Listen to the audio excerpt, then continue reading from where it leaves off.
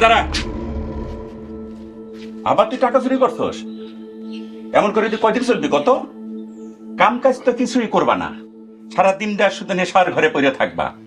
এমন করে চল লইব? তোমার কাছে আমি টাকা চাই নাই।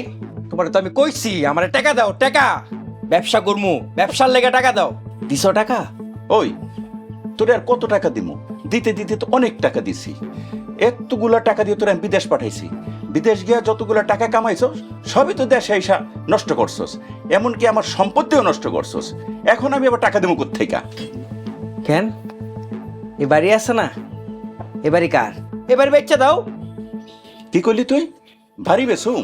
বাড়ি বেচে থাকুম কই? বাড়ি বেচে কই যামু?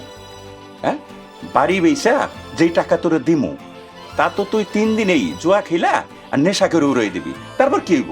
তোমারে কইছি টাকা দিতে, তুমি টাকা দিবা। তোমার কি আর কোনো সন্তান আছে? তোমার আর কোনো ওয়ারিশ আছে?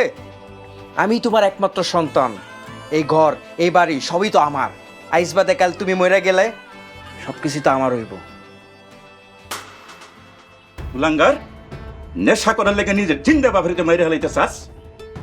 একটা কথা কান খুলে শুনে রাখ, তোর আর আমি 1 টাকাও দেবো না।